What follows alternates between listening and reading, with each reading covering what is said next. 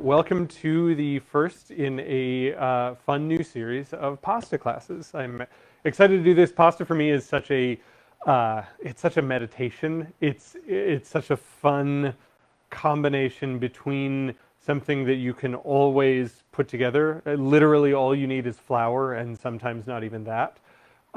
And any other ingredients you have laying around, whether it's just some butter or whether it's an entire garden full of produce or whatever it is, you can always make pasta. And when you know how to do it well, it's always awesome. I think that's, I've been asked many times in the past by media or interviews or whatever that, okay, well, you're a chef, so what's your favorite thing to make? And my answer has always unwaveringly been pasta. Because for me, pasta is sort of the embodiment of feeling taken care of. I think, we can all have those moments of either like, super fancy restaurant on a mountainside somewhere in Italy, or like getting home with your friends at 4 a.m. from the bar and you're all kind of drunk and kind of starving. And whether you're eating this like super fancy chef-made ragu of unusual meats and spices and really complicated, or whether it's 4 a.m, kind of drunk, and you make just some really good butter and cheese noodles, when you sit down to that bowl of pasta, like, you never feel more taken care of. Regardless of in Italy or drunk on your couch, you always feel so taken care of by pasta. And the act of learning to make it is a great combination of exercising your culinary muscles, because it is something that I feel, sort of the teacher in me feels like you can actively get better at it. You can actively understand how to work with it. You can actively manifest different things the better you get. And because of its simplicity and because it's so almost automatically good, it allows you to practice your other chef skills as you make it. So you get better at editing because, I like I said, I think we can all have those moments of like just buttered noodles can be so good. And if you think about it, okay, well, if buttered noodles are that good, why do I feel like I need 30 ingredients in order to make something really that good? So it helps you practice how to edit your recipes down so the flavors are pure and clean and focused, not necessarily light, because as we all know, you can get some big, hearty pasta dishes, but focused flavors. You don't need 30 ingredients when 8 will do a perfect job.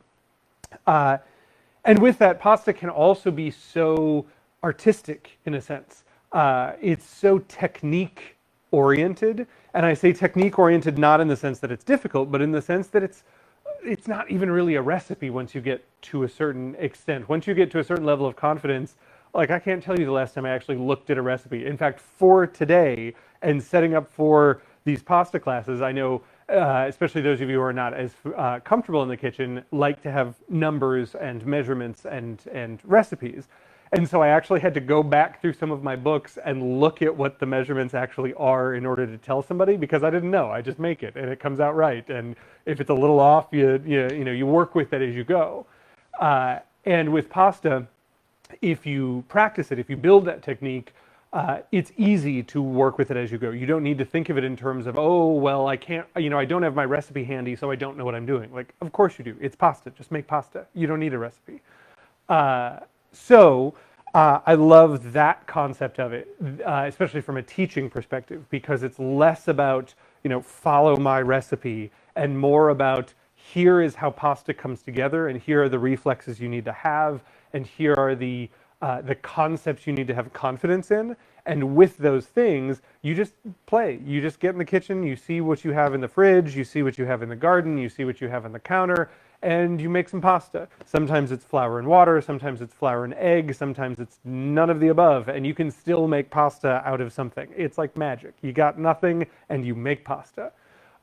It doesn't take nearly as long as people think it. People get this perspective that pasta takes, the entire day to prepare. Like, it doesn't. We'll have dinner on in 90 minutes from right now, if not faster if I hurry. And so it doesn't really take any time. and it's better for you, and it's artistic, and it's something that you can actively improve your skills on, and it's something that you can use as few or as many ingredients as you're interested and willing to buy, spend, grow, or keep on hand. So, thesis statement, let's make pasta. As we go through this pasta series, we're going to, I'm organizing it in a nice combination of fun and practical and also pedagogical, because I want it to be something that you can actively get better at. With that, we'll be experimenting with a bunch of different ways to make doughs. We will be making gnocchi, we'll be making different styles of dumplings, we'll be making filled pastas, we'll be making hand-shaped pastas, we'll be making rolled pastas, all kinds of stuff. I will avoid at all times using any unusual pieces of equipment or machinery. Yes, I have a pasta roller attachment for my KitchenAid. Yes, it's amazing, mostly because I make pasta all the time and I just get tired of rolling it out sometimes. But I will also, I mean, honestly, even when I'm just cooking for myself, I will often just not use the roller because it's also fun to just roll it out yourself. And if I'm not making a ton of pasta for an entire dinner party, it's not that big of a deal to just roll it out yourself. So I won't be using any machines that you need to worry about. I won't be using anything more than, you know, a rolling pin and some odds and ends gadgets around the kitchen. Things like forks and cheese graters and that kind of stuff. I do have a couple, because I'm a pasta obsessive, I do have a couple of you know, fun and interesting gadgets here and there, and I'll show them off and we'll use them a little bit down the road. But I will always provide something else you can use, or another way to do it if you don't feel like you know, going the way of oddball or traditional or specialized gadgets. And more so, I'm so anti-gadget in general in my kitchen. I like to keep things, you know, keep the drawers as clean as possible. So by and large, I will be very clear on things, on sort of the level of usefulness based on your level of use as it comes to gadgets. You know, if it's just, here's this one weird, silly thing that you'll use once a year, making one specific shape of pasta, let's find a different way to do it, because that's a waste of space in your kitchen. I 100% have used a bottle of wine as a rolling pin. Obviously, it's not ideal, and there are plenty of ways to shape pasta that we will get to that you don't have to roll out at all. That's actually a really useful, ironically, your silly question is both a yes and a teachable moment. So yes, you can use a bottle of wine as a rolling pin. Make sure it's full, because there's a little bit of a risk in an empty bottle that it breaks more easily. A full bottle is harder to break, plus it's heavier, so it'll roll better. But if you really don't have a rolling pin, use a bottle of wine. More importantly, instead of using a bottle of wine as a rolling pin, if you don't have a rolling pin, or what is often more the case with a lot of people nowadays, if you don't really have kitchen space to like roll out a giant sheet of pasta, I am very fortunate to have this great big pasta board here that I use that I love. It's a great space for working. If you don't have the space, or if it's too much of a pain to roll something out big like that, we will be going through a lot of different ways to form pasta that the pasta doesn't need to get rolled out at all. There will be hand stretched, there will be hand formed, there will be shaped, all kinds of ways to do it. So if you don't have the shape, if you don't have a rolling pin or a bottle of wine on hand, you can still make awesome pasta with whatever you got. Remember, thesis statement is you don't even need flour. You can literally make pasta from basically nothing. I am opposed to the concept of being a lazy cook. I like to think of it as I am a low effort, efficient cook.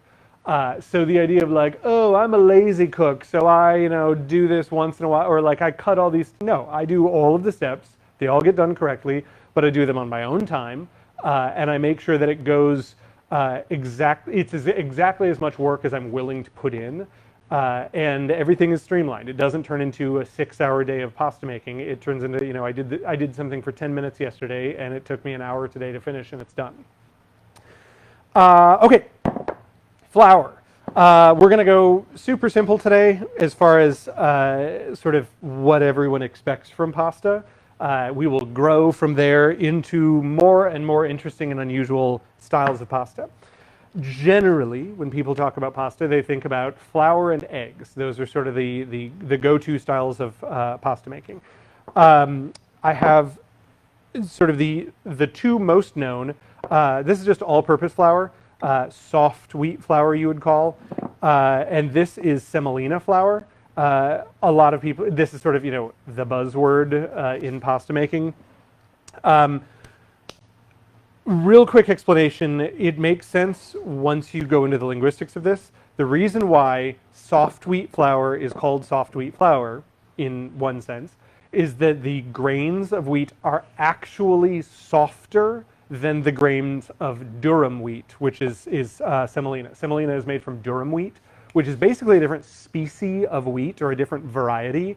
Durum from the Italian duro, meaning strong or tough or hard. Durum wheat is very, very hard grains of wheat. That's why semolina, people have often sort of misidentified that semolina flour is just coarsely ground regular flour. That's not true. Semolina flour is it is wheat, so it has like the same it has the same gluten as wheat. If you're allergic to wheat, you're allergic to semolina. It is wheat, but it's a different variety in the same sense that a cherry tomato and a beefsteak tomato are both tomatoes. They're just different varieties. Durum semolina is harder. The grains are harder than soft wheat, which is why we call this soft wheat. Therefore, even when semolina flour is ground super finely, it always feels a little sandy. It's not necessarily because it's a coarser grind, it's because it's a harder grain. You can absolutely and often find semolina that is significantly coarser. Farina is coarsely ground semolina wheat. So like cream of wheat, the cereal, that's coarsely ground or a more coarsely ground semolina. Semolina, you can get it from, any fancy food market will sell it for $10 a pound easily. But my tip always to anybody who is shopping for any unusual ingredient, go to the market of the culture to whom this is not fancy.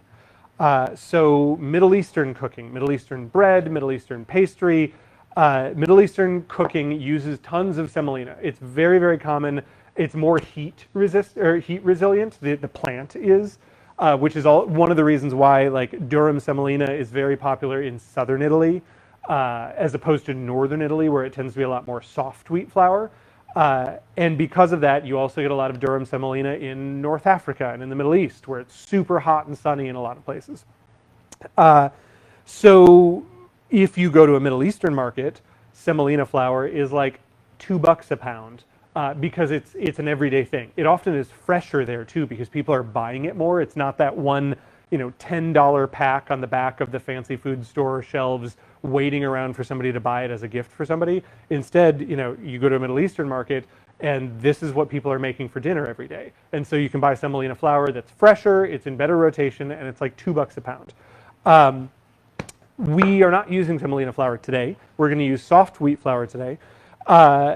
In pasta making, semolina flour has gluten in it, but the structure, because it requires a different level of hydration because it's such a hard grain, it makes a structurally different pasta. So it makes a pasta that's denser but less chewy. Think of it like the gluten in semolina is plastic but not elastic. So it will just like the gluten in standard wheat, it will help the pasta hold together, but you don't get the bouncy, springy chewiness of soft wheat because it doesn't have the same elasticity. The gluten's not quite the same. So that makes this really good for denser, smaller, a lot of hand-shaped and hand-rolled pastas. It makes it nice for pastas that are all water. It's just a flour and water pasta. You see that a lot in Southern Italian style pasta where it's just flour and water. The density of the pasta without the chewiness makes a pasta that's just a little more enjoyable to eat. It holds together better. Whereas in the north, the elasticity of this pasta with the added protein and fat from the eggs makes for a more tender pasta. We are making today Quadrati di Seta, silk handkerchiefs.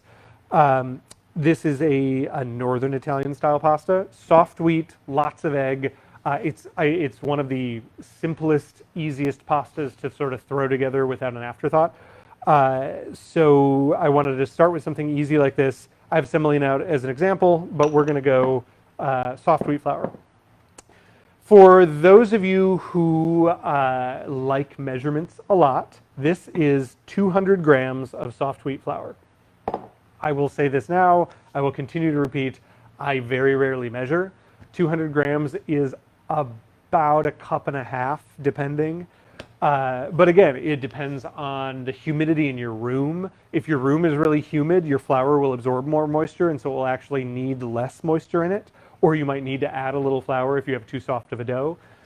If it's a really dry room with air conditioning on full blast and your flour is a little stale maybe, you might need a little more moisture to it. So just saying, follow these measurements is not always correct. You're going to find there's a little wiggle room in there.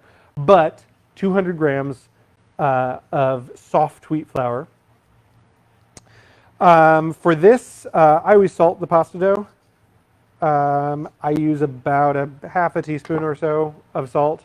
I always salt the pasta dough more than anything because, especially with something like Quadrati di Seta or these really thin, really delicate pastas that will cook lightning fast. These literally, once they hit the boiling water, 45 seconds max and they're cooked.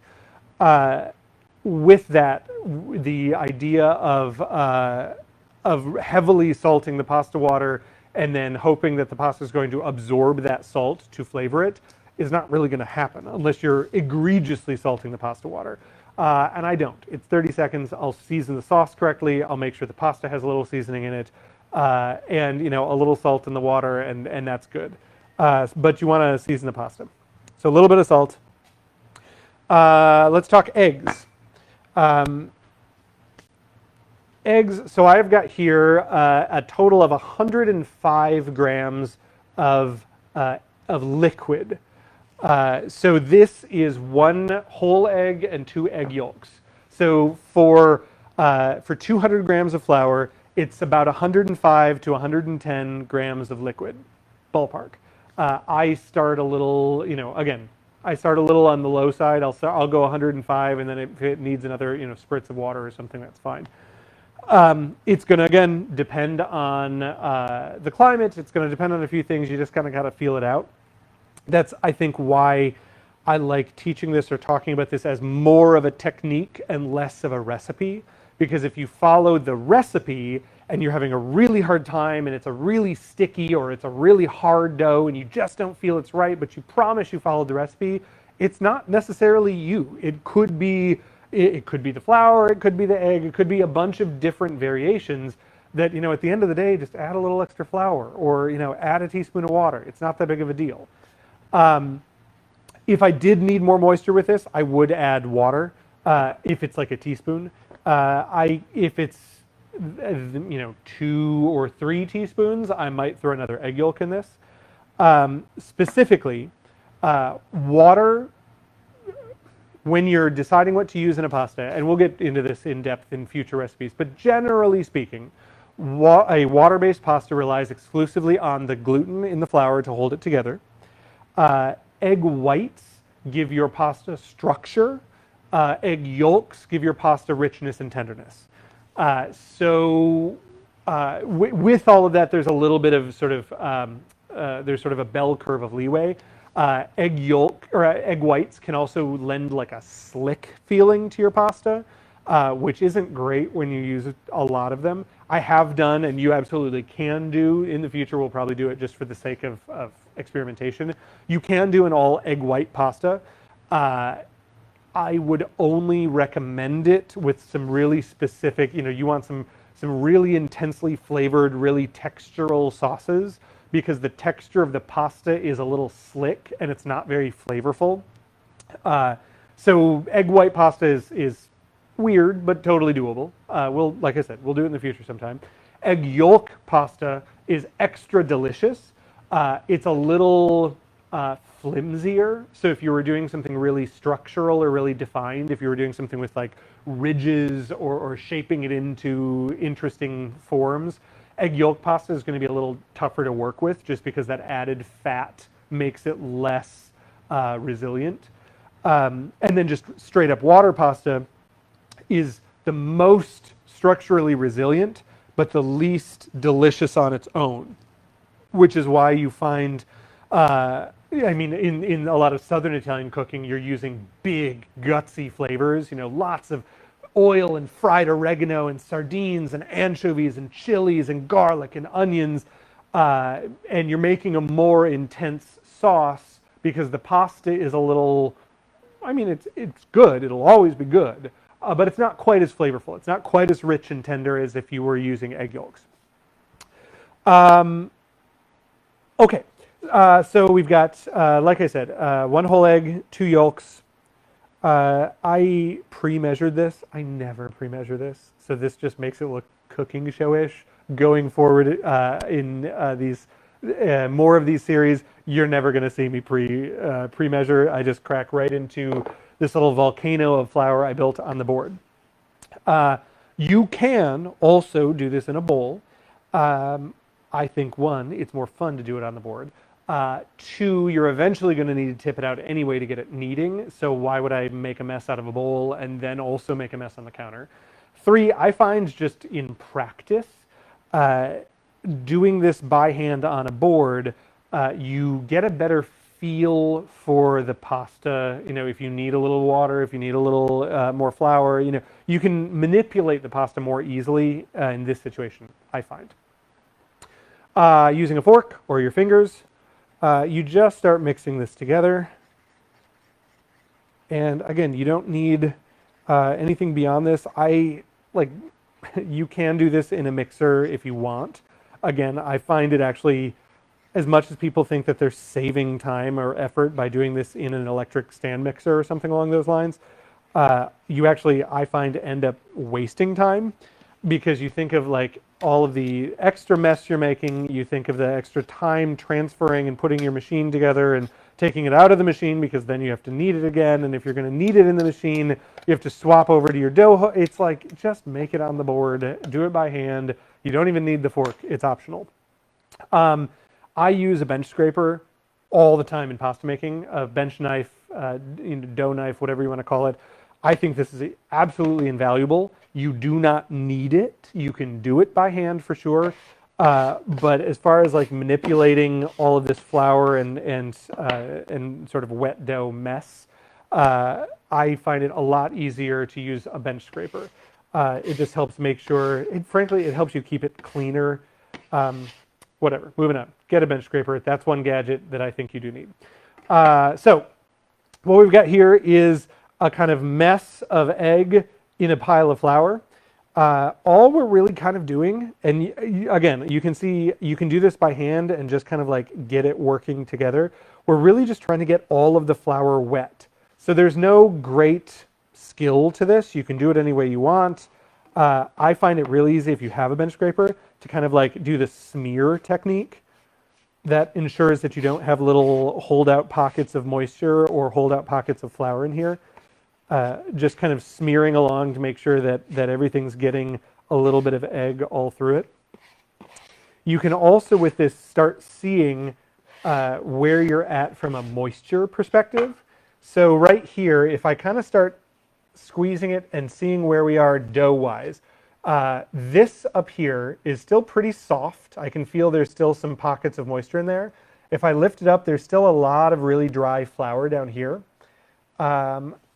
I'm going to say, and this is basically where I'd make a judgment call for adding more moisture. So you'll notice I am not waiting until this is a dough. This is by no means a dough. This is sort of like wet crumbs covered in flour, vaguely clumpy. You know, I could kind of press it together if I want, but it is not to dough status yet. This is where I'm going to kind of recognize, all right, do I think it needs a little more moisture for what I'm doing or not?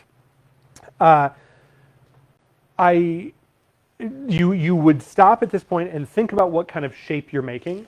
A drier pasta will hold its shape better, but will fight you more as far as shaping it. A wetter pasta will be easier to shape, but it will not hold its shape as well. So it'll lack some structural integrity. So if I was going to make something hand-formed, something ridged, something something curled, something with more precision to its shape, I would want a drier pasta dough so it will hold that shape and not just kind of all squish back up. Something like this, what we're making today, the Quadrati di Seta, the silk handkerchiefs, they're literally just big, thin squares. So I don't need any precision to my cut at all.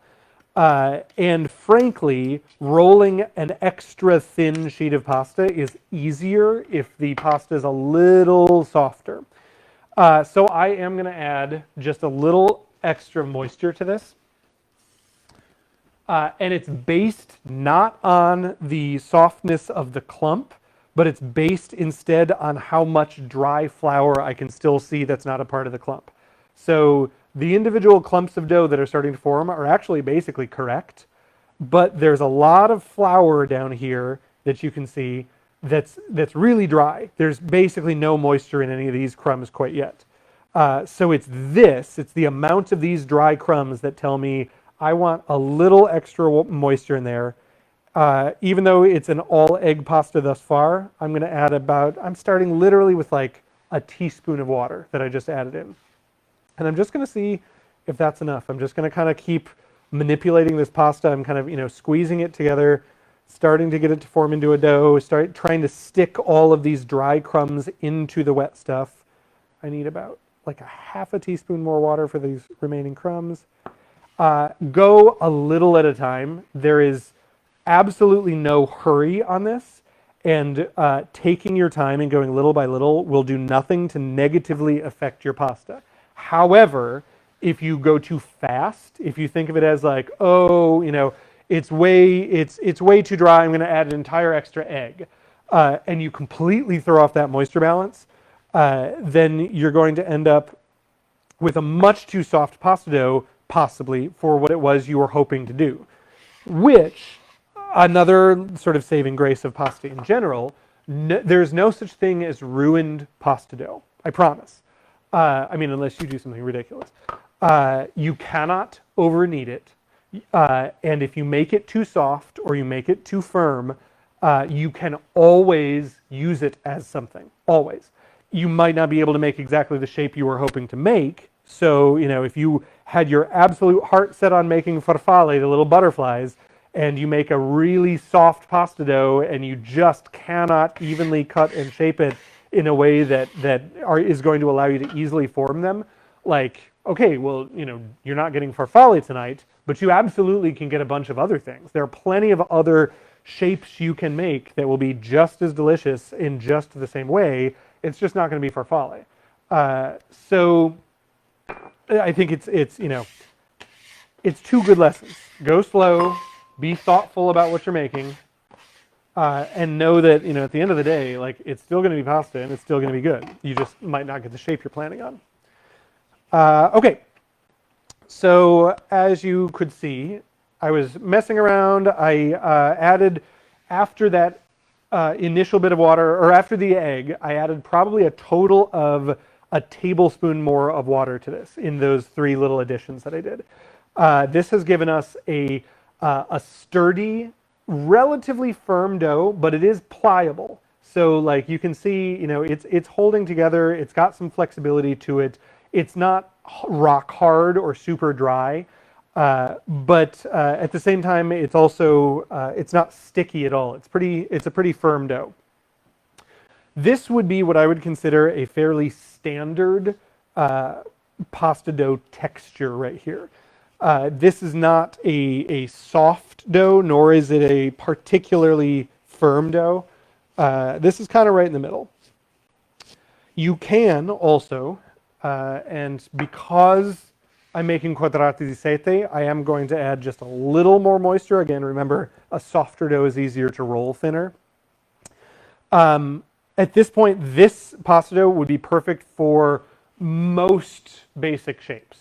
You can do pretty much everything with this texture of pasta dough. Again, because I want something thinner and more delicate, I'm literally like wetting my hand as I'm kneading it. That's the best way to continue to hydrate your pasta if you need a little more hydration. At this point, the idea of like adding water and trying to stir it in, that will be a futile exercise.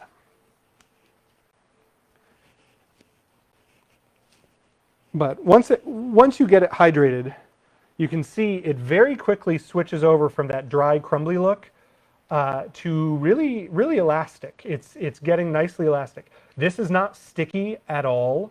It is pliable. It is plastic, but it is not soft enough to be in any way sticky. This is perfect for what I would call, again, like on a scale of 1 to 5 of perfect pasta doughs, 1 being for particularly soft doughs, 5 being for particularly firm. This is about a 2. You can get softer than this, but you'll start, a softer dough than this is for more like pretty specific applications. So now the kneading process. Now kneading pasta dough, this is good exercise. You put your music on, you put a podcast on, and you do this for 10 minutes. It is just a thing. You aren't allowed to skip it. If you want good pasta, you need it. I did in a class, 2 weeks ago, 3 weeks ago now, I had somebody ask if you can over knead pasta. Basically, no. I'll tell you this, no one I know is strong enough to over knead pasta. I'll put it that way. So, you will exhaust yourself on kneading before you have over kneaded the pasta. That said, the one thing, somebody, in that same class that I was teaching, somebody had an anecdote of, one time I made it and I over kneaded it because eventually it just started like cracking apart. And the problem wasn't over kneading, the problem was it was probably a little too dry to begin with. And just the action of working the pasta, we're working air into it. This is being pressed against wood, and wood is dehydrating. So the wood is absorbing some water from it. My hands are absorbing water from it. The air it's evaporating water off of it. So if you really did quote unquote over knead this, it's not actually being over kneaded. It's just dehydrating because you're working it so much. In which case, if you just dampen your hands a little bit while you're kneading every once in a while, then you'll be totally fine. There's no such thing as over kneading. Or rather, there is such a thing, you won't be able to do it. So let's talk about gluten, because that's what kneading is about. I'm just going to dampen this so I can talk without worrying about it drying out. Again, that is one of the only issues with fresh pasta dough is you do not want it to dry out, because once it dries out, it won't be pliable anymore. It'll crack when you try and use it. You can't roll it out anymore. So, if you did, I don't know, if I had to go do something, I wouldn't just leave this on the counter. I'd wrap it. I'd throw it in a Ziploc bag. To be perfectly honest, this is my cheater's greenhouse for pasta. At least this way, it's not going to dry out while I wander off to do something. So gluten, the protein in wheat, they get all broken up in the flour milling process, and you end up with what, if you could just imagine like pickup sticks. So you drop a pile of toothpicks, and that's what the gluten looks like. Obviously, this is very simplified, but it should help kind of understand what's going on. Each of these toothpicks that you've dropped in a big pile is basically like a dehydrated particle of gluten. When you add water to gluten, those toothpicks, those individual particles swell up, and they essentially have like scales on them. So when they swell up, they look like pine cones. They kind of like open out, and the scales all kind of are pointing out of this swelled up. I don't know. Picture like like I said, like a pine cone or like a rice grain with scales coming off of it. Then when you begin to work those pine cones against each other, what you begin to do is begin to get those scales to catch on each other. Imagine like rubbing two pine cones the opposite way. They basically are going to lock like teeth or like gears. And the more you rub them against each other, the more those teeth start catching and building a matrix. They start all kind of locking together and all kind of lining up. As you're lining all of these gluten molecules up, they start all basically going the same way. They start all forming this matrix, this network, or this membrane of gluten protein. That membrane, once it's built, is pretty strong. And depending on how much and how tightly you build that membrane gives you the strength of the gluten network that you've built. So case in point, a croissant, when you tear open a croissant and you have those like chewy, paper thin layers of dough inside, or even better yet, strudel. Strudel, those absolutely just, glassine thin layers of strudel pastry, what is holding that together is the gluten network. And so when you make strudel, you have to knead it and knead it and knead it and knead it and knead it forever to get your gluten molecules or your gluten network so strong that you can stretch it till you can see through it. Conversely, when you're making something like biscuits, or when you're making shortbread, shortbread is a great example because you don't put any liquid in shortbread at all. It's literally like flour, sugar, and butter, and the butter just kind of melts and holds everything together when you're making good shortbread. So why is shortbread so uniform and so crumbly with zero gluten network, and strudel, which is basically flour and water with a little bit of oil, strudel dough has so much tensile strength, so much elastic strength, is because in strudel we hydrate the gluten fully and we build a really strong network through constant working of it. Whereas with shortbread, we do not hydrate the gluten at all. There's no hydration of gluten in that. And if you've made shortbread before, you don't overwork it. It's sort of, all of the recipes for shortbread and biscuits and other really crumbly, flaky, non-chewy pastries are about, for God's sake, do not add too much moisture and do not overwork it.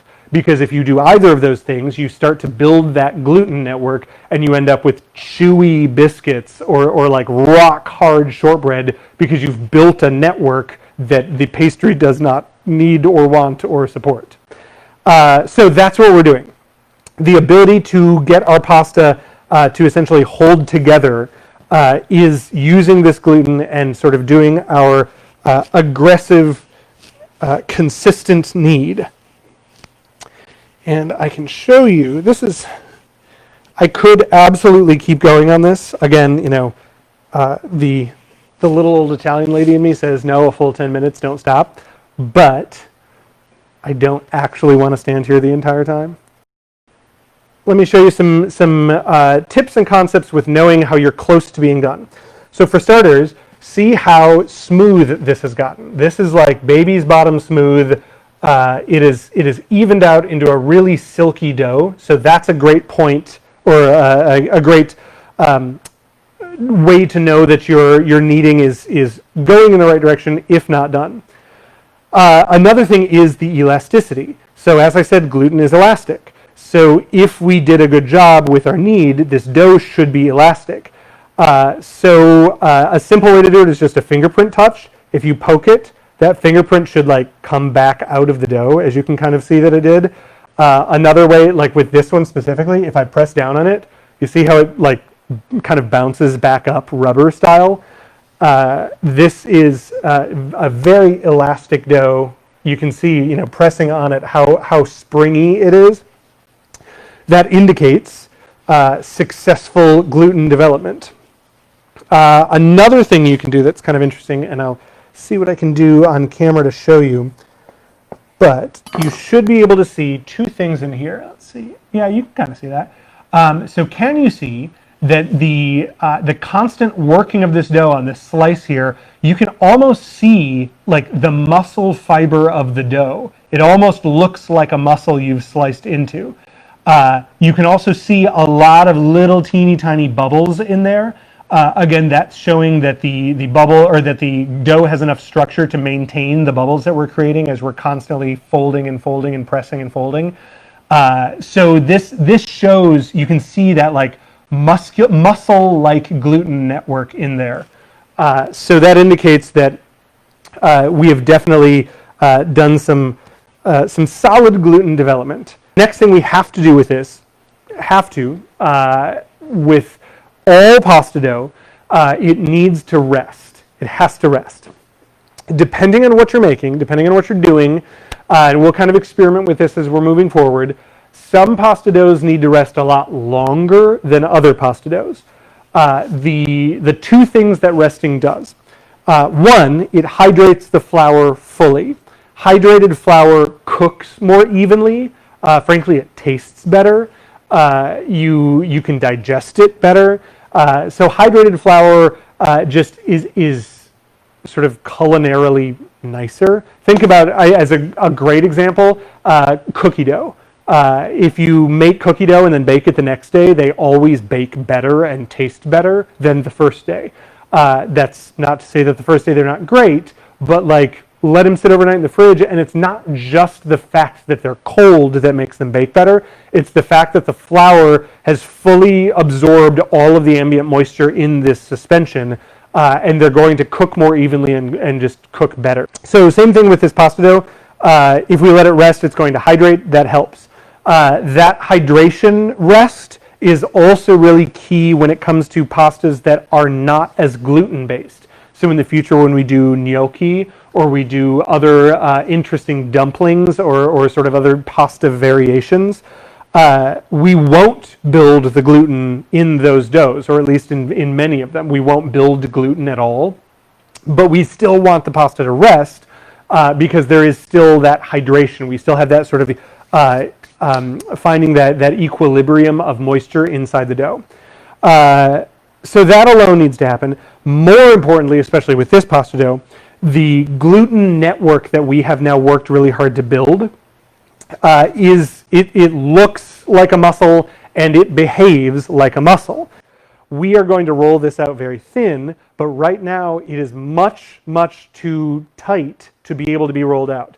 I will show you as an example. If I try rolling this out right now, once I start getting thin, not only is this really fighting me, but you can see like I'll roll it out and you can see it like shrinking back from me rolling it out.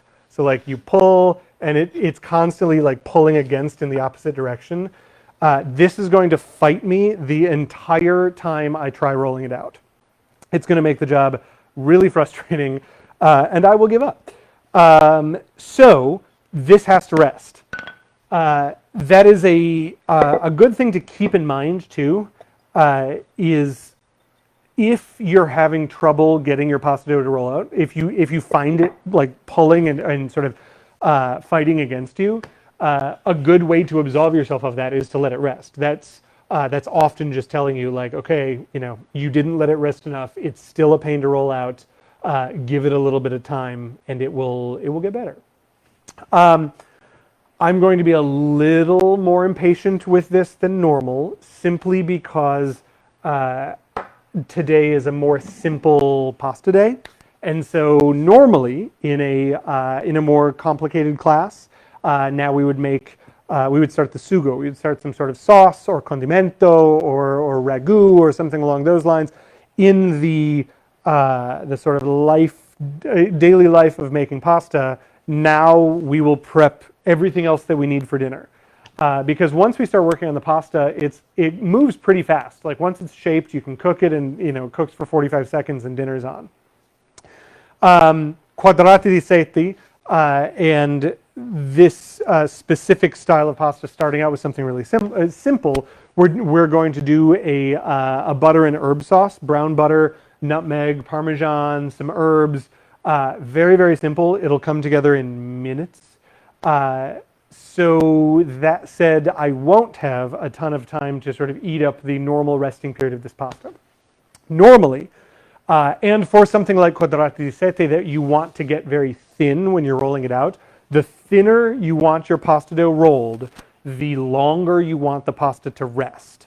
The only exception is if you have an actual pasta roller machine. Like, if I was just going to throw this on my KitchenAid, on my automatic rollers, I'll let this rest 20 minutes, half an hour, and the rollers will force it thin regardless of what the gluten wants to do. We're going to do this by hand, however, because I don't expect anybody else has an automatic pasta roller. And so because I'm doing it by hand, I want to let this rest as long as I feasibly can. Other nice things about working with pasta dough like this, though. Pasta dough lasts for a good long time. Pasta in the fridge, it'll sit a week in the fridge easily. If you are going to refrigerate it, either refrigerate leftovers, so maybe I don't want to make all of this, maybe I'll make half of it and I'll make the rest of it for dinner later this week, something along those lines. Throw it in a Ziploc bag, throw it in the fridge, or wrap it tight in plastic, throw it in the fridge, something like that. It'll be perfectly fine for a week. If you're doing that, one thing to note, flour oxidizes like a banana. If you leave a banana on the counter overnight, it turns brown. Flour, now that this flour is hydrated, oxidizes like that. So if you let your pasta dough sit in the fridge for a couple of days, you may find that when you pull it out, it's sort of like army green or like a weird shade of like grayish brown. There is nothing wrong with it. That is what color the pasta turns when it oxidizes. That's what color the flour turns when it oxidizes. You basically can just start kneading that, like you can knead that discoloration back into the pasta. You'll find that discoloration is only on the outside of the dough. As soon as you start kneading it, it's perfectly normal on the inside.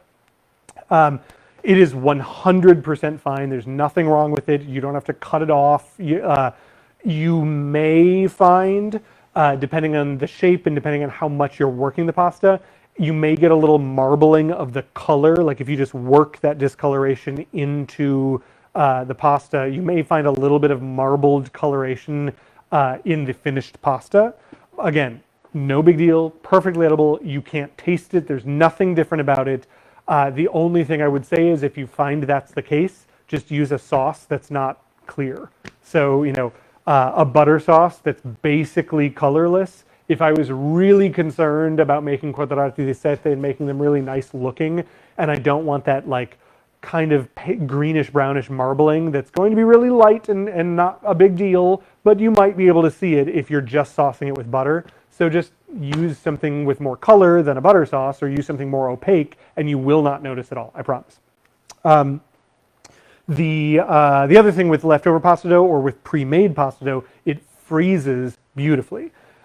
So I will often make a ton of pasta dough, use a little bit of it for dinner, and wrap the rest into like 1 pound blocks and put it in the freezer. And then I have pounds of pasta to pull out whenever I want. Let it thaw. You can thaw it on the counter, roll it out. It'll behave exactly as normal pasta.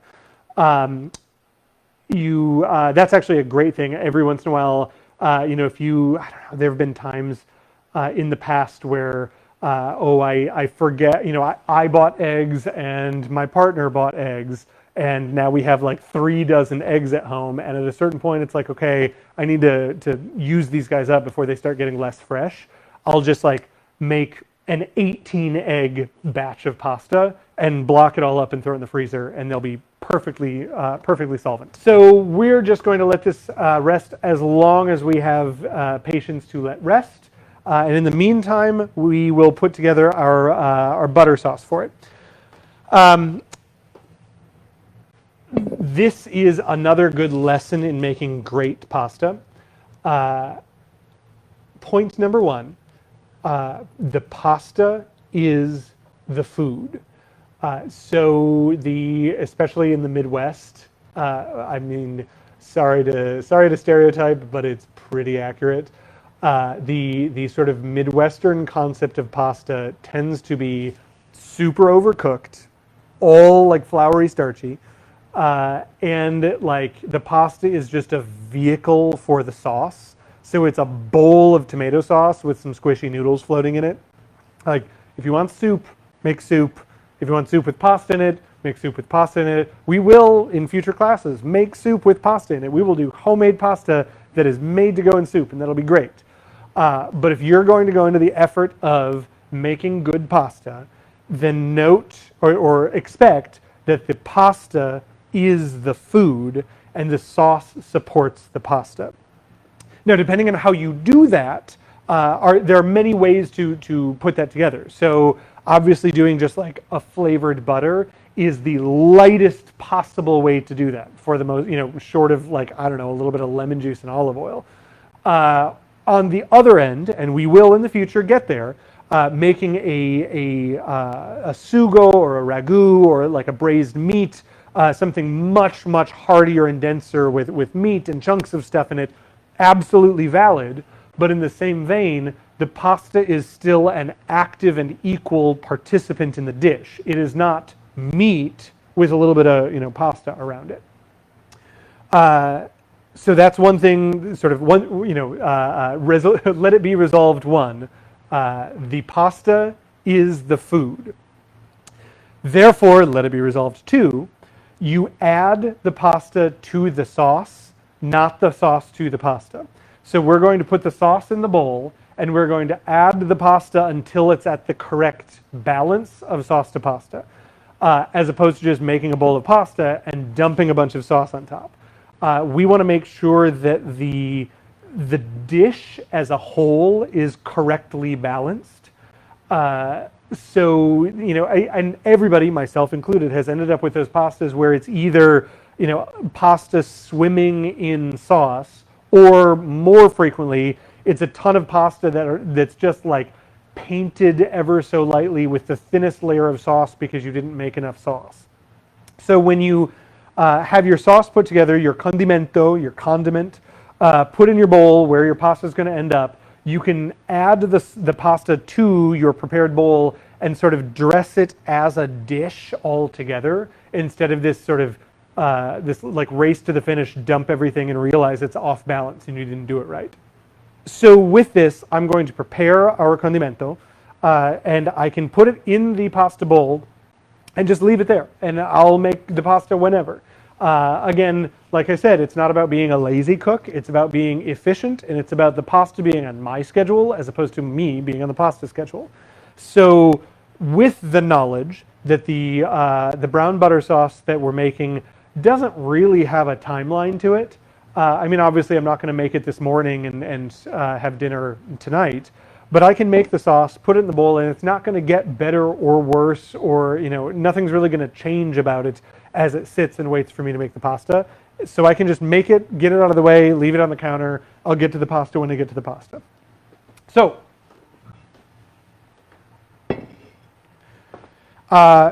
most important ingredient for a butter sauce is butter. This is one of those lessons. It's always a little bit of a balance, and at the end of the day, it comes down to what you are happy with. Because I will always say, use when the ingredients are few, when there's only a couple of ingredients, use the best ingredients you are comfortable and happy with. I think that's that added little tagline when you watch the cooking show or you read the article that's like, use the best butter, or use the best vinegar you can afford, or that kind of thing. It's like, I could probably afford nicer vinegar, but I like the one that I have. I'm fine with it. I don't need to afford nicer vinegar. The vinegar that I use is the vinegar that I like, and it's good and it works. So I will say, when butter is sort of your main flavor, you want good butter.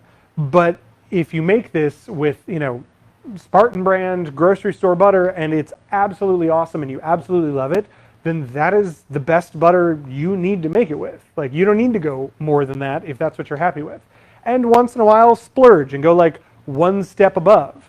And if you go one step above and it's just as good, it tells you that you don't need to go one step above. It's as good as you are comfortable, and it applies to your needs appropriately. I will always be very clear on when ingredients matter and to what extent they matter. When your sauce is entirely butter, you should probably splurge and use a little bit nicer butter. That does not mean, get the $14 little teeny block of super crazy expensive imported whatever. But, try it with something a little nicer than the same butter that you would use to butter your toast with, or, throw into something that doesn't really matter. This, for what it's worth, is Kerrygold. I like Kerrygold. It does the job really, really well. It's easily accessible. It is not prohibitively expensive, but it's nicer than grocery store. So Kerrygold is, I suppose, an everyday nice recommendation of a good butter to use. Also, for what you would generally call traditionally you would call it a burro e salvia. Butter and sage is the most traditional. I honestly am just out of sage right now, but I have a rosemary plant on my counter. This sauce works in exactly the same way with any hard herb, anything resinous, anything oily. I think the best way to tell if the herb is going to work, I think of it as like the salad test. If the herb is tender enough that you could feasibly eat an entire salad of it, it does not work. You cannot interchange it in exactly the same way. You can still use it, but not exactly the same way. And we'll talk about that down the road. If the herb requires chopping, crushing, pounding, doing something to it because it's just too hard and dense to pleasantly eat on its own, it'll probably work in exactly the same way. So traditionally, sage leaves. I love sage leaves.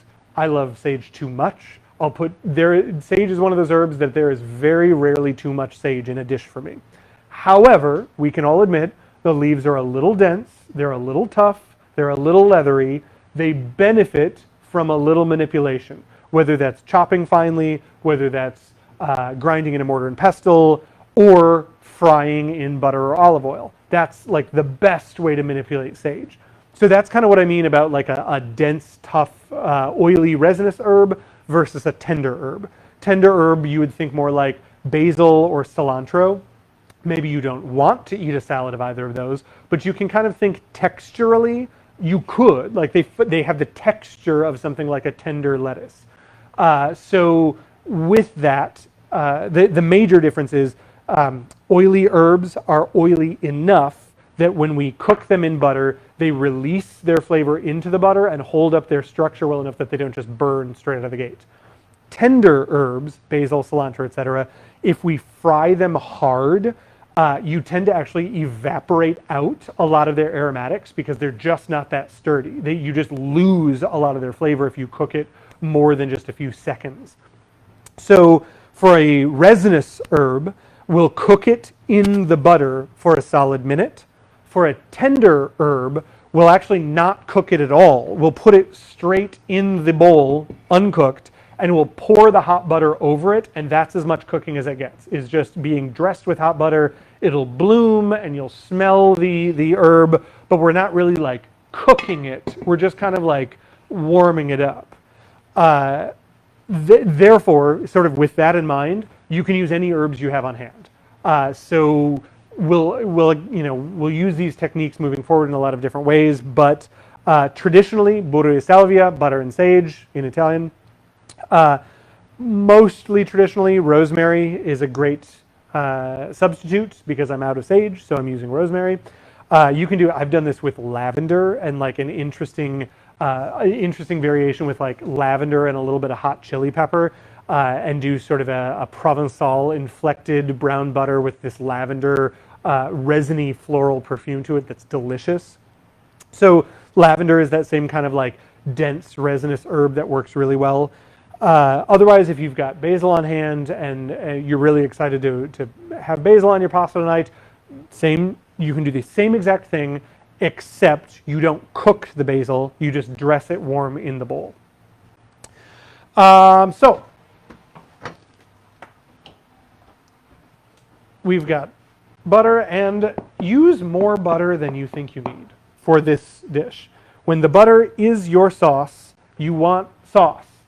I can't tell you how disappointing it is when I watch a cooking show or read a recipe and it's like, dress your pasta with a tablespoon or two of butter. Like, ugh. The butter is the sauce.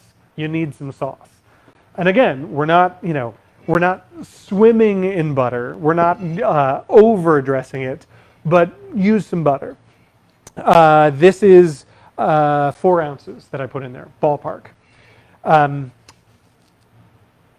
Yes, 4 ounces of butter. So I'm going to brown this. Now, depending on your palate and depending on the recipe you're going for, the level of browning to this butter varies. For me, when I'm doing a straight up burro e salvia, a straight up if you want to use the Italian, burro e salvia, butter and sage, super easy. When I'm doing a straight up burro e salvia, I like it to be very, very browned butter. Mostly because the main flavor in this dish is going to be that browned butter. And so the more I can sort of turn up the volume on that flavor, the better the dish is in my book. However, in the future, we'll be doing a bunch of different variations on this usage. This is a really classic sort of kitchen sauce or condimento for pasta in a lot of different regions in Italy, and they often will do it in different ways. In Liguria, they'll do the same concept, but they'll do it with really good olive oil. In the deep south, they'll use olive oil, but instead of using herbs, they'll use like hot chilies, and you'll fry dried chili peppers in the olive oil, and then dress the pasta with fried peppers and oil. My mouth is watering. Or in the north, when you're making dumplings like canederli, one of my absolute favorites that we're definitely going to have a class on in the near future. Canederli are dumplings made out of stale breadcrumbs and fried bacon, and you like press that into balls. You poach it in sometimes you poach it in chicken stock, or you boil it in water, and then you dress it with butter and tons of cheese.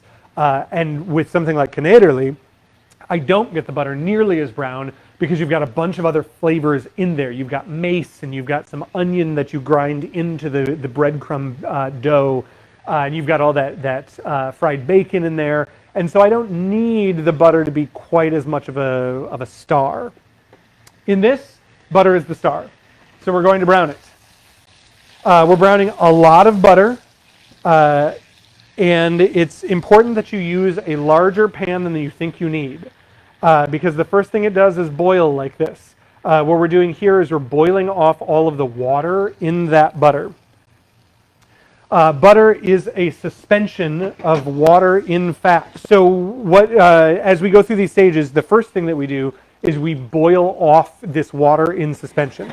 Because once that water is boiled off, the milk solids and the sugars in the milk solids will be able to start caramelizing, which is how we end up with brown butter. It's called a Maillard reaction. We'll get into that science in another class. Second thing it does, once that water is mostly gone, you end up foaming like this. So you get to this foam stage, and this foam stage, it can get aggressively foamy. This is where the milk solids are starting to brown. But in their sort of precipitation out of the fat, they tend to stick together and they form all these precipitates, and that's what's causing the foaming. This foam can stack pretty exponentially, and so if you're careless, if you use too small of a pan or too much butter, I have absolutely wandered away from the stove and overflowed hot butter onto the stove, which is not great. So use a larger pan than you think you need. Once it starts to foam, you know the butter is starting to color. So it is important at this point to, see if I can get you a good angle. It is important to start swirling the butter, not only because you're evening out the coloration, you're evening out the heat, but you're also sort of able to see the actual color of the butter under the foam. Because if I just let this sit, it foams over and you can't actually see the fact that the butter is browning pretty well under that foam. At this point, let's see, where are we? At this point, I'm starting to get sort of medium brown at this point, kind of a honey brown. This is when I'm going to add my rosemary. I'm just going to drop the whole sprig right in, and it's going to sizzle and spurt, and it's going to foam back up again, because again, we are adding moisture back into our butter. There's not a lot of moisture in this rosemary, but there is moisture. So this sizzling is us cooking off that little bit of moisture in those leaves, and you'll also smell like, oh, it smells so good, that crazy amount of rosemary fragrance as the oils seep out of the rosemary and into the butter. Again, this is foaming like crazy because of all that addition. I am keeping this on the heat. I'm just kind of like swirling it around, finishing the browning process as that rosemary cooks its oils into the butter.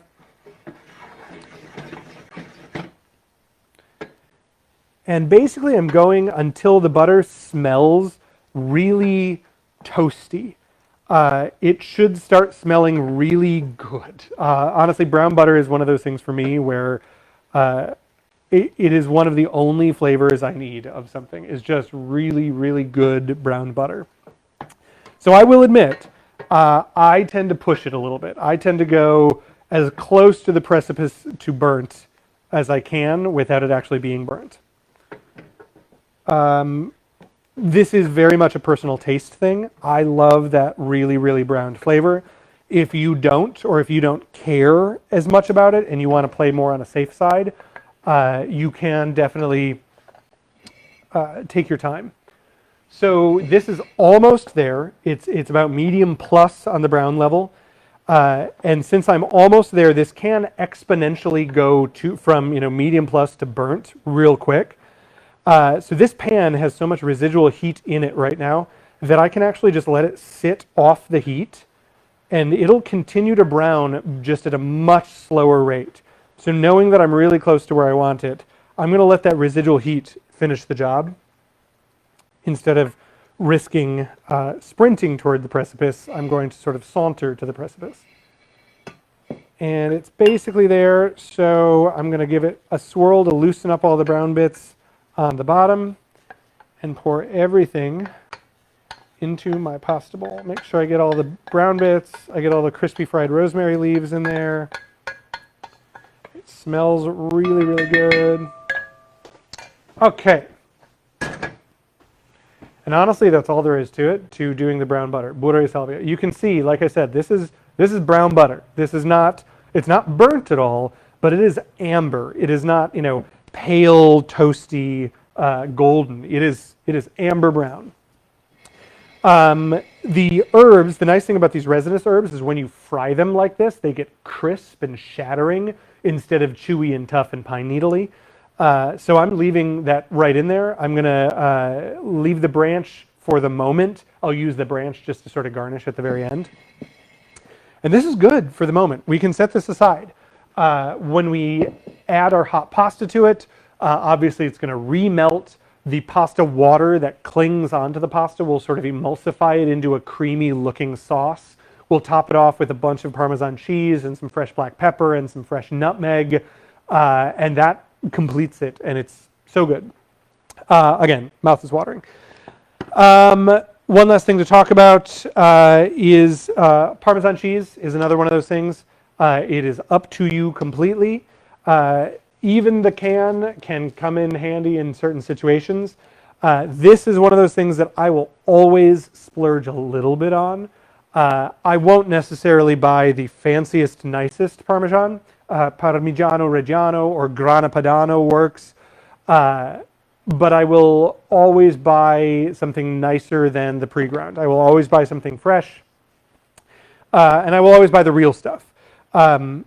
The domestic stuff that comes in vacuum pack, again, at the end of the day, if you love it, if it tastes amazing to you, use that. Spend as much as you feel comfortable spending to get it to taste great for you. And that's it. The Parmesan is even optional. If it tastes great without it, amazing. Then don't use it. Nutmeg, I use whole nutmeg lots. I love fresh nutmeg. Whole nutmeg lasts for a long time, whereas pre-ground nutmeg does not. It goes stale really quickly and just kind of tastes like eggnog and dust.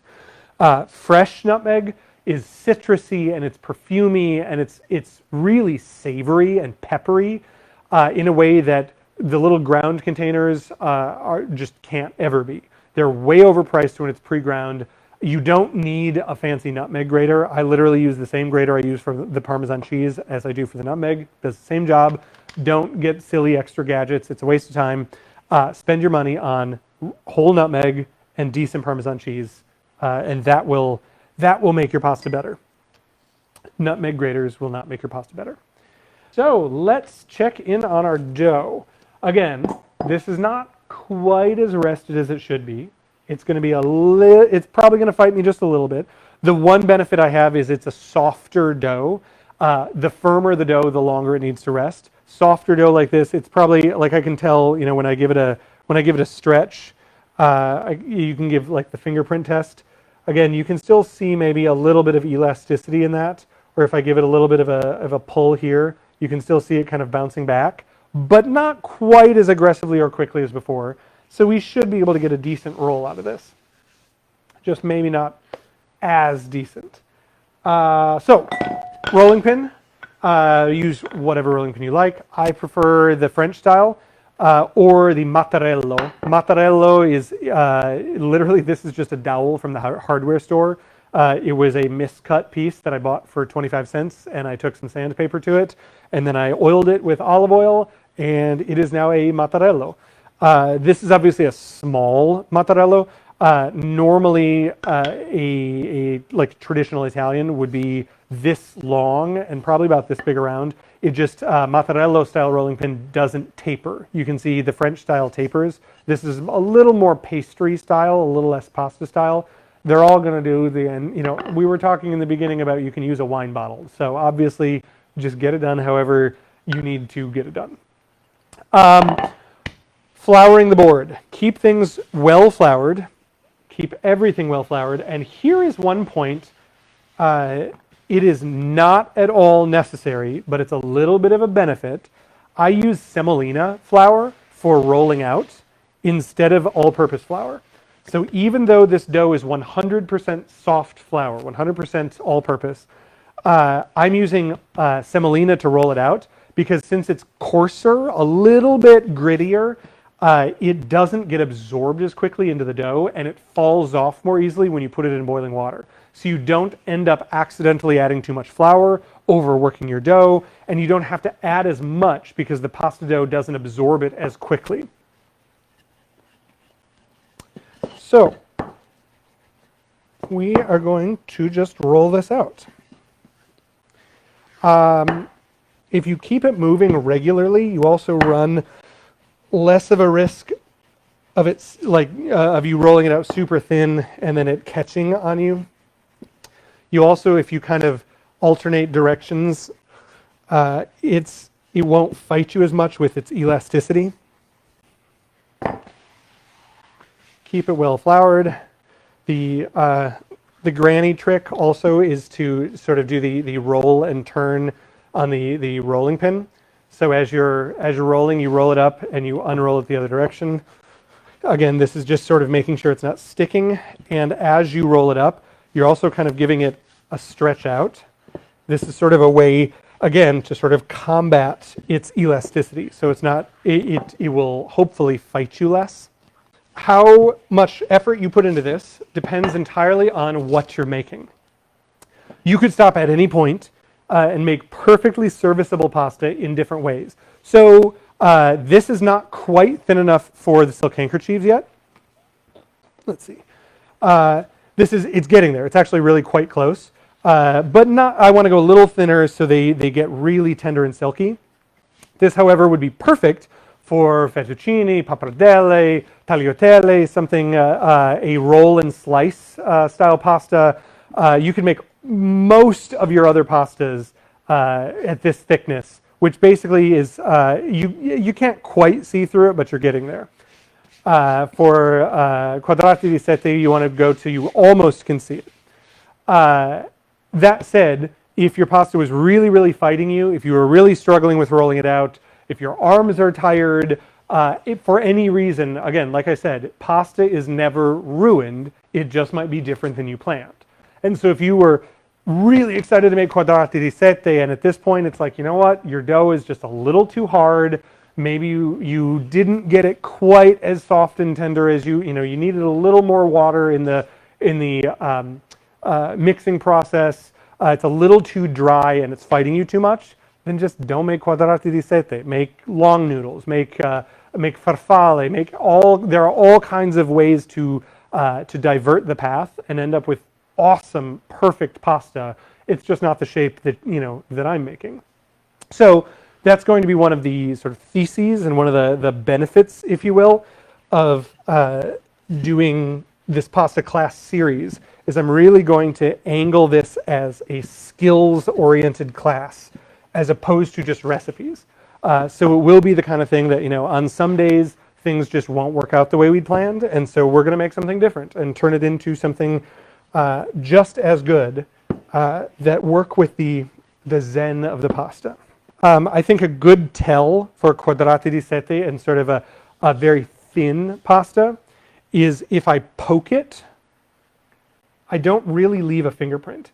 There's not, like, you kind of do, but I have to really make an effort to leave a fingerprint in the dough because it's so thin that there's just not enough mass to leave much of a fingerprint without basically like poking a hole in it.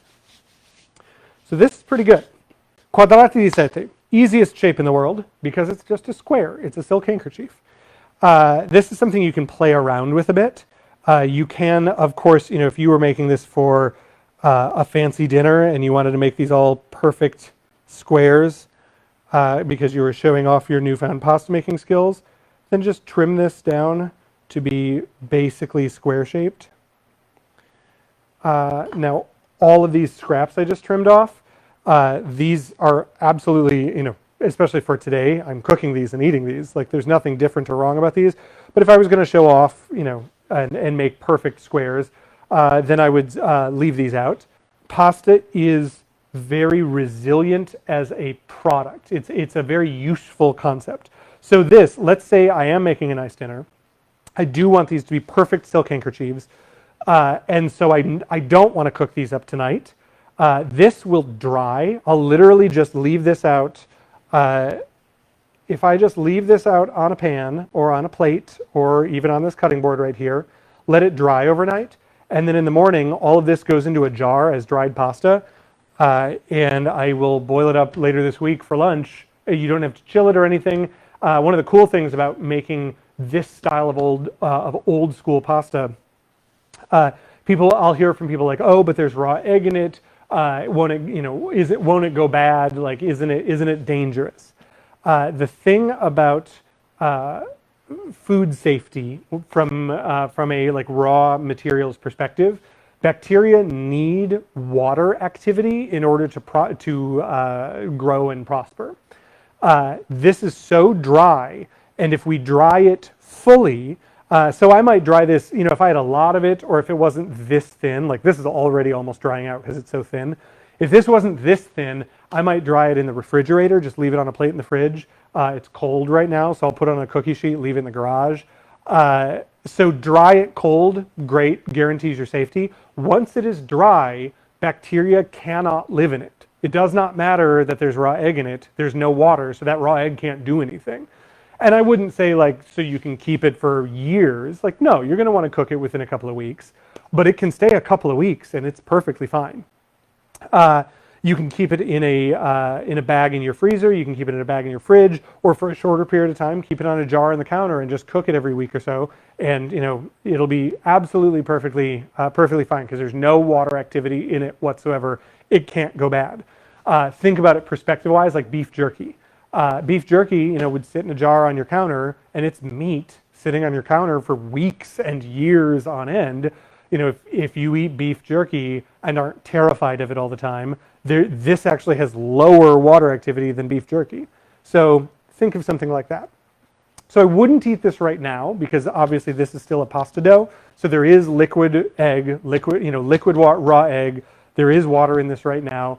So technically, and I'm not stoking fears of food unsafety or anything like that, but technically, if your egg contained bacteria, your pasta currently contains bacteria in this state right here. So it either needs to be cooked cooked relatively quickly, frozen relatively quickly, or dried relatively quickly. And those three things stop that bacteria from being able to grow and really do anything. So just keep that in mind. So for Quadrati di Seta, we're going squares. So I'm just going to kind of eyeball even squares.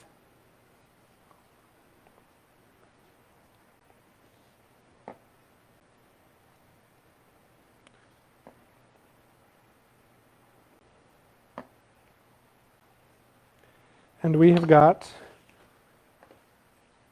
beautiful silk handkerchiefs. These, again, you could dry these. You could cook them now if you want. I will get our pasta water boiling so we can have a finished product together. But these, this is all Quadrati di Seta is. Super simple. The water is boiling. I hear it behind me. Remember, these cook for like 45 seconds max. Fresh pasta cooks fast. Thin pasta cooks fast. Fresh, thin pasta cooks fast. So pile it up. Give it one quick stir just to make sure it all comes apart, because you don't want it to just glom together into a big wad of dough. But honestly, as long as it's dry on the outside, and as long as you use, especially if you floured it, but especially if you use semolina, that all falls off in the water, and it works out perfectly well. We're basically going to count to 30 seconds. So again, that's also why like having everything ready to go is handy.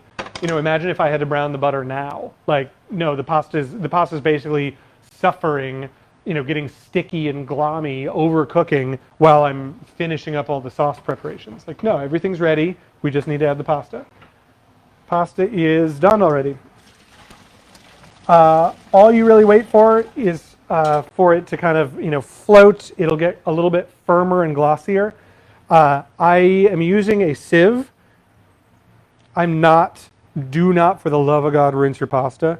That is a terrible, terrible sin against pasta. I use that strainer, but I also make sure that I move quickly. So I've saved, there's probably about a cup of pasta water in here in case I need to thin that pasta sauce out. Another thing, with fresh pasta, when it's just out of the water, it will get sticky really quickly. And remember, cardinal sin, rinsing your pasta. If you rinse your pasta, you fail the class. Don't rinse your pasta. And therefore, if you don't want it to become sticky, you have to sauce it immediately. Therefore, make sure your sauce is ready, which again is why we did the sauce earlier. There, everything is well buttered. Just needs some final seasoning. So I'm going to hit it with the fresh Parmesan cheese.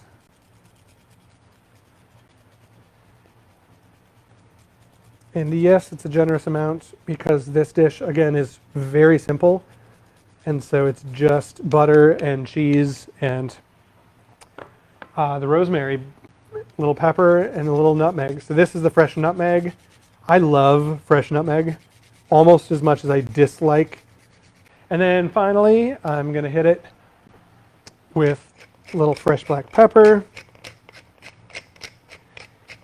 And you have the finished pasta, Quadrati di Seta e corzetti con salvia e burro. Traditional, awesome. I love this stuff. Super simple. Literally, if you skip the nutmeg, it's what, 5 ingredients: eggs, flour, cheese, butter, rosemary, or sage, or whatever you have on hand. A simple pasta needs a good wine to show off. Ampalaya is a Cabernet Franc from Tuscany, which is just awesome. It's a wine that I particularly love. And with that, if there aren't any more questions, thanks everybody for coming and hanging out. It's going to get a lot deeper and a lot more fun and weird and interesting. We'll be making all kinds of cool pastas from all over Italy and beyond into the rest of the world. with history and wine and all kinds of cool stuff. So thank you to everybody who came today. Thank you to those of you who watch the video in the future, who missed today. And thank you to everybody. Happy New Year, everybody.